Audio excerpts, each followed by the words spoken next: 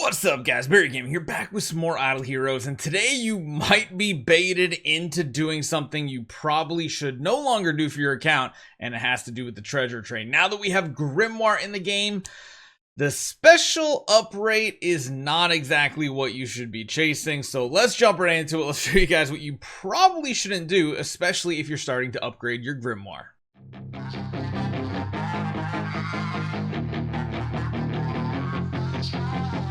So it is a brand new week, and with it comes a new uprate for the treasure train. And we may have already done our monthlies, and actually I'm kind of wondering here, what is 152 hours divided by 24? That's 6.33, which means technically this is going to reset at the end of the week for me, so we could do it. And we all know this icon, right? I'm pretty sure it's safe to say everybody knows this icon. It is this one right here, the Great Legacy emblem for the hero token. Now, going for hero token is not necessarily what you want to chase anymore on your account. Previously, it had some of the best fixed stats in the game for you, as well as having some nice little bonuses, especially just down in like the red tier that are easy to get. You get some cool secondary effects like damage reduction for warriors that are really cool.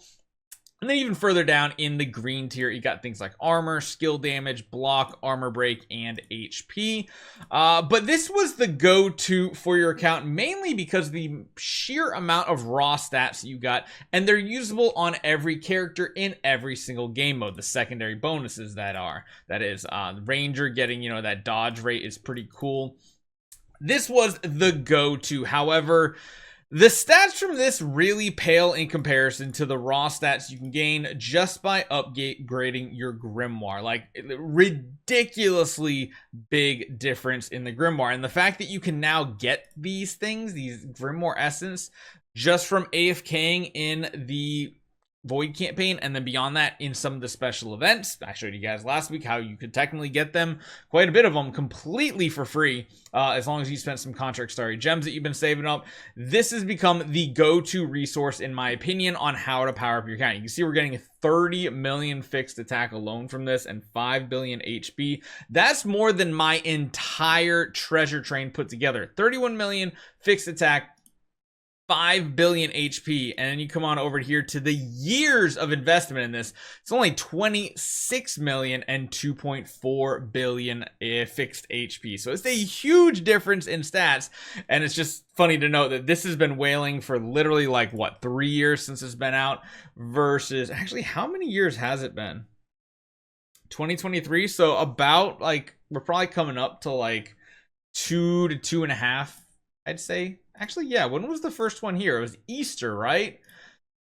So we're just over 2 years of treasure train literal wailing to get these types of treasures. Granted, you're getting a lot of secondary stats versus what, like a month of spending, not even crazy, maybe 2 months spending on the Grimoire. I can't even remember. I think it's like just over a month, and you're getting these amount of stats. So prioritizing going for this node is not necessarily the go-to anymore. If you still don't have much of it, it's not horrible to go for it by any means. I do think, though, that the retro gaming is most likely going to be the big chase you want, because in my opinion, it's one of the best Void campaign/campaign boosters on your account.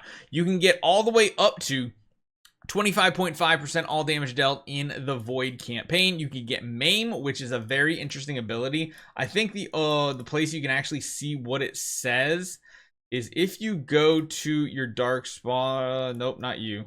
Which one was it? Is this one? Yeah, here we go. If you go to the Spirit of Cold Blood, this one says Maim deals more damage as the target loses HP up to a bonus of 30.7%. So that's pretty big.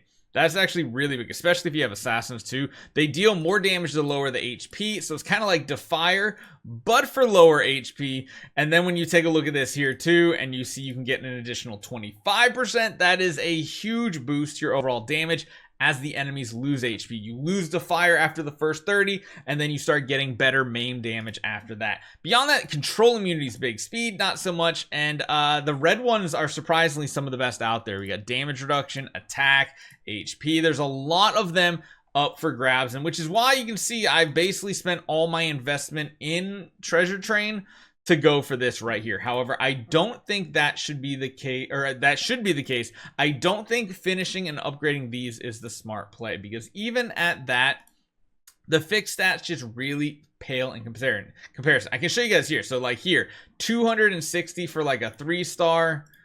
If we head over to here, these are 4-star, but you can see that the stats are about the same, because you got to remember this is a 5-star, so lower tier is definitely going to be different. If we show you guys like a green tier, you're getting like 26, 21, 26. We come back over here to the green tier, you're getting like 39, 19, 25. So it's close.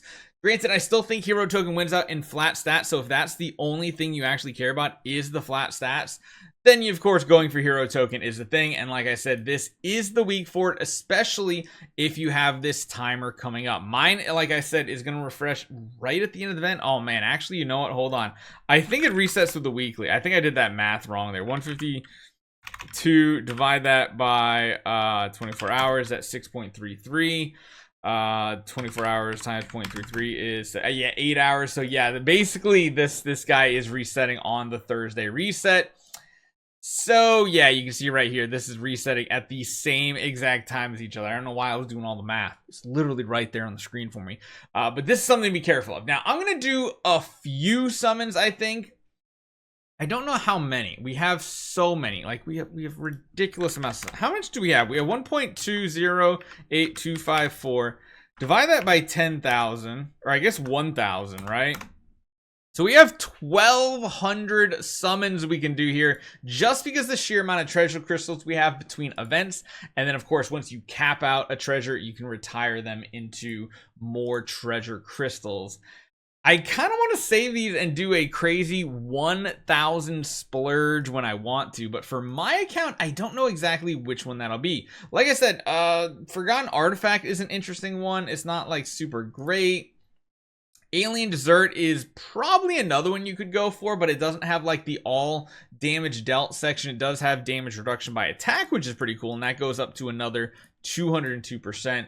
You're getting control immunity in the Void campaign. You're getting more damage reduction, which, yeah, that one's completely maxed out. We're getting crit chance. We're getting attack, HP, precision, block. We're getting a lot of stats. This is one to remember if you have done this one. 50% precision. You have to just consider when you're setting up your void imprinting on your heroes.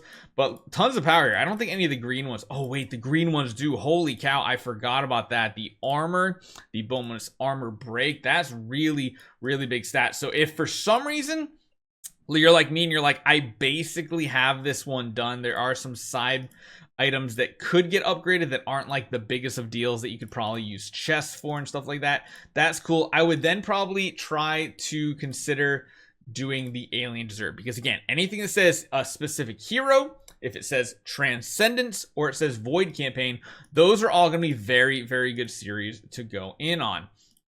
Oh man, I just realized I like never do PvP, so I've never even unlocked this one. That's freaking crazy. Beyond that, there are some other ones. There's of course Forswear with the Magic Academy. I highly suggest you don't touch that one at all. Retro Gaming, probably the best one out there now, like I was saying. Hero Merch, Hero Merch is a decent one because it's for some of the side events. It's not for Void campaign though, which is usually what you should be mainly focusing on. Enthralling Toyland is a PvP one. Quaint is another PvP one. Dreamlike Fantasy, the side one. So you can see how there's like a ton of them here. If you guys don't know what this was for a Black Friday event. You literally just got like one of each, but they were PvP only. Once again, mini plushie, one of the newer ones for the Realm of the Gate, which I guess is like kind of okay.